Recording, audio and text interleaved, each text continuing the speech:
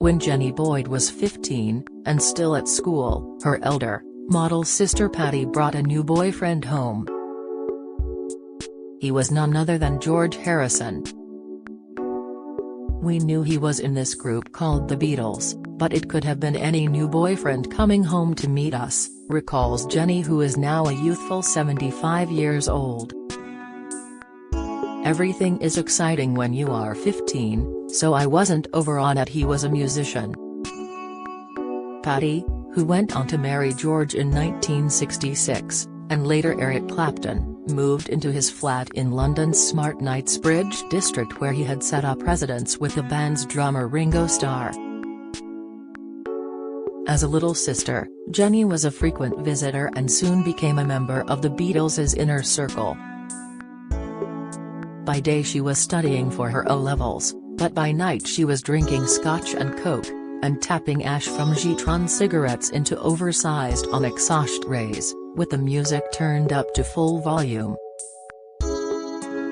I was very aware of how luxurious the flat was, but I didn't take any of it very seriously, and I'd be back to school the next day, says Jenny, whose beguiling, beautifully written memoir about her extraordinary life is out in paperback on February 23. Introduced to London's music and cultural scene via her older sister, she immersed herself in the swinging 60s, becoming friends and lovers with many of the most famous musicians of the era. Even the title of her memoir, Jennifer Juniper, A Journey Beyond the Muse, is taken from a song written about her by the Scottish singer-songwriter Donovan. She soon signed up as a dancer on the ITV show Ready Steady Go, where she shared the green room with the likes of Sandy Shaw and Dusty Springfield. Each time she left the studio, she found herself mobbed by Beatles fans desperate for her autograph.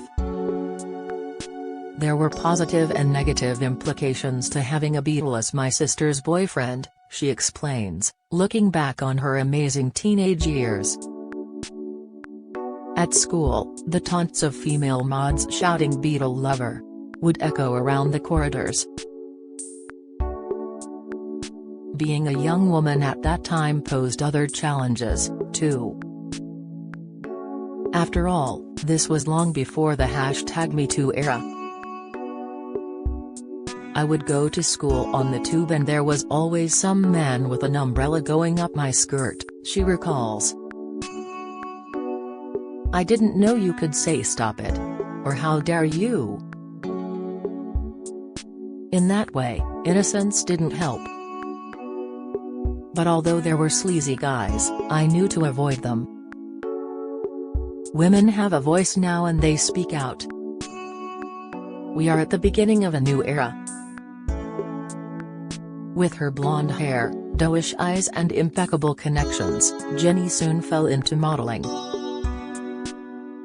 I wasn't tall, but I was the spirit of the new look that designers wanted.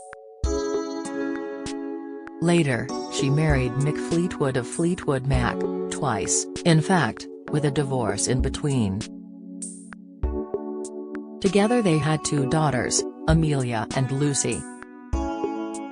Jenny's own upbringing had been very disruptive. Born in Guildford, Surrey, she was just a toddler when her parents separated. Her pilot father suffered what might now be recognized as PTSD following the Second World War, and her mother remarried a man prone to violent rages. This fractured childhood left her beset with anxiety, vulnerable, and may have contributed to her future issues with drugs. She shared her first joint with George and Patty when she was a teenager. I didn't feel anything from it, so George picked up a wooden animal and held it in front of me, bouncing it up and down and speaking in a funny voice to make me laugh, she recalls of her first foray into drugs. Years later, addiction would almost cost her life in a near-drowning incident. In August 1967, she was with the Beatles when they first met Maharishi Mahesh Yogi, the founder of Transcendental Meditation, in London. Mick Jagger and his girlfriend, Marianne Faithfull, were also there, together with Paul McCartney and his girlfriend Jane Asher. Paul was just charming, she recalls. Really funny and nice, there was none of the grit that John Lennon had, in my view. She remembers being very shy of Lennon.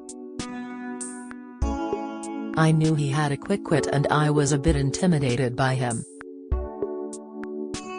He seemed so bright, and I didn't think I was bright. But he was also very sweet. Then 19 years old, Jenny was excited by the Maharishi's teachings, so when the Beatles asked her to join them on their fabled trip to visit him in India in 1968, she jumped at the chance.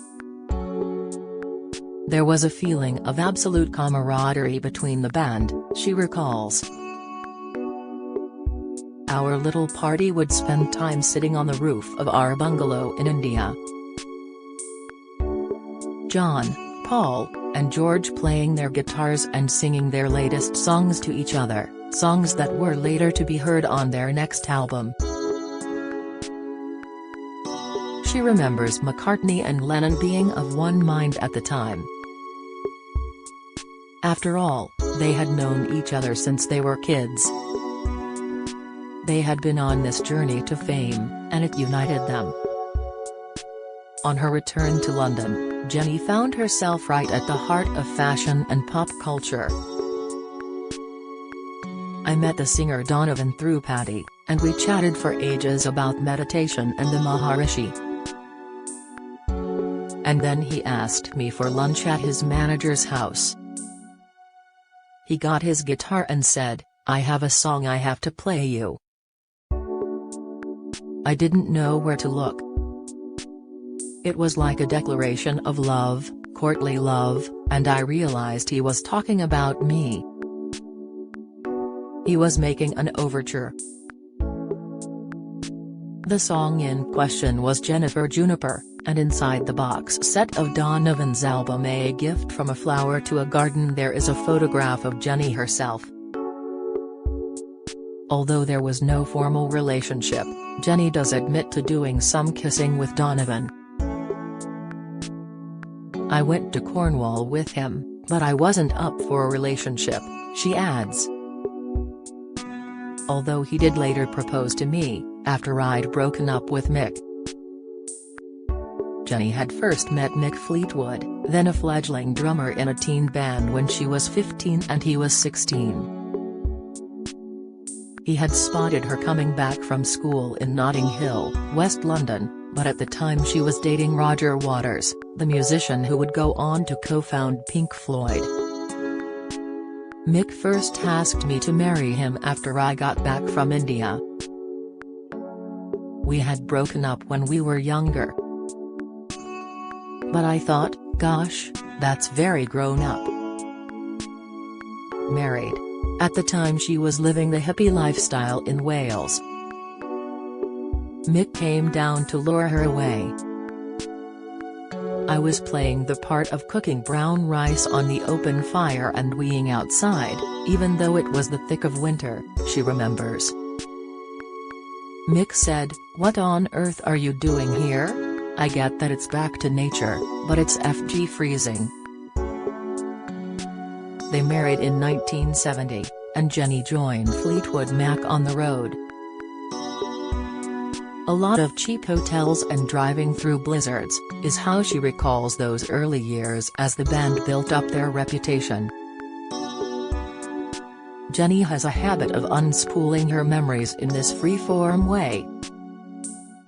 She sounds half her age, and you can imagine her dancing like a winsome flower child, buffeted by the twin forces of love and curiosity, unsure which shore she will wash up upon.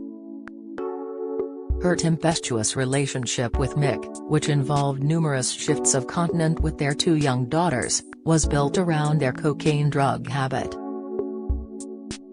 This span out of control as he went from highly regarded musician to global superstar, and it took a toll on Jenny's health. I would get ill each time we got on the road. I wanted stability, she confesses. I always had visions of a little cottage and reading fairy stories with my 2 young daughters. Instead, we were touring, our nerves on the edge. They got divorced in 1974, but were married again briefly in 1977. Even in the process of getting divorced, we were drawn together, she explains. But cocaine is a really evil drug, it kind of chills your heart. Mick was starting to look a bit like Rasputin. He had also started an affair with the band's singer, Stevie Nicks. I realized I had to take the children back to England if I wanted them to respect their father, Jenny adds. Still a freewheeling force, in 1984, she married Ian Wallace, the drummer in the band King Crimson. On their honeymoon in Hawaii, Jenny went swimming after ingesting synthetic magic mushrooms. I thought I could breathe underwater. I was mesmerized by the fish but came up spluttering and very nearly drowned, she recalls with dread. She made it back to shore, but reborn as a different version of herself. I spent the next 3 months going to schools, talking to children, warning them about drugs and alcohol. After that she dedicated herself to her studies, achieving a master's degree in counseling psychology followed by a PhD. Before I nearly drowned, I had no plan. But it helped me discover who I really was. In 1997 she married architect David Levitt who, for the last 25 years, has provided the steadiness and dependability she so obviously craved in her younger years. David is fun and he is stable, Jenny says. We trust one another, but I will always be friends with Mick.